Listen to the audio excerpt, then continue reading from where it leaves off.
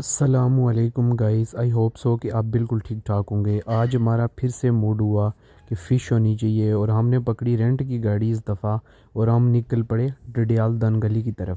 گاڑی میں بیٹھتے ساتھ ہی مولوی صاحب نے 2 کیلوں کے ساتھ کیا ظلم پہ ظلم، اور پھر ہم نے اللہ کا نام لے کر دیا اپنے سفر کا آغاز ڈڈیال دن گلی کی طرف، اور ہم پہنچے گل پر پردیسی ہوٹل، اور یہاں پہ ہم نے انجوائے کی چائے اور پھر آگے چل۔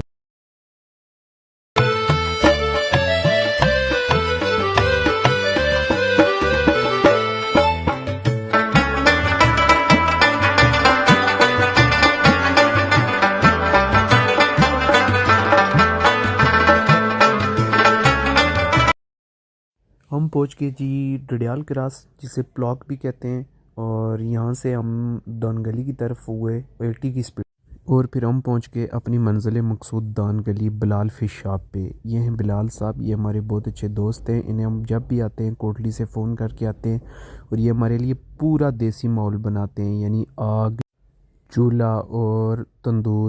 مچھلی ہم نے 2 گھنٹے پہلے کال کر کے میرینیٹ کروا دی ہوئی تھی، جو بھی فل پکنے کے لیے تیار تھی۔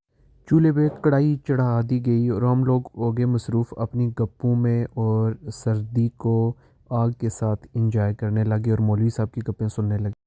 چولہے کی آگ پہ کڑھائی کا تیل پکنے کے بعد مچھلی کو کڑھائی میں ڈالنا شروع کر دیا بلال بھائی نے، اور مولوی صاحب نے پھر سے اپنے کرتب دکھانا شروع کر دیے ادھر ادھر کی بات۔ مچھلی پکنے کے ساتھ ساتھ انگلینڈ سے ہمارے دوستوں کی ہمیں ویڈیو کال آئی اور انہوں نے بھی انجوائے کیا۔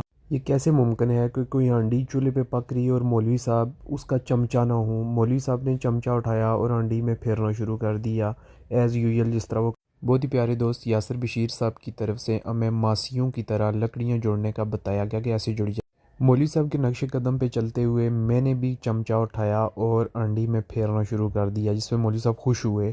فائنلی جی مچھلی ہوئی تیار، اور میرے بھوکے دوستوں نے بھوکے شیر کی طرح کیا مچھلی کے ساتھ انصاف اور خوب ہاتھ صاف کیے۔ پیٹ بھر کر کھانے کے بعد ہم دوبارہ آ گئے چولہے پہ اور لکڑیاں جلائیں اور خوب انجوائے کیا۔ راشد سرفراز صاحب، یاسم صاحب، پرویز صاحب کی گپیں، اور پھر ہم نے لی واپسی کی راہ کوٹلی کی طرف۔ ہم پہنچے ڈڈیال کی مشہور بیکری فریش بیک پہ، وہاں سے ہم نے لیے رسگلے اور واپس نکل پڑے کوٹلی کی طرف۔ ہم پہنچے دیسی چائے کے ڈھابے کوٹلی میرپور روڈ پہ ناڑ کے مقام پر۔ یہاں بھی بھائی نے آگ جلا کے فل ماحول بنایا اور دیسی دودھ کی دیسی چائے ہمیں پیش کر دی۔ چائے کے ساتھ رسگلوں کے ساتھ کیا انصاف میرے دوستوں نے اور خوب انجوائے کیا مٹھائی کا، اور واپس چل پڑے۔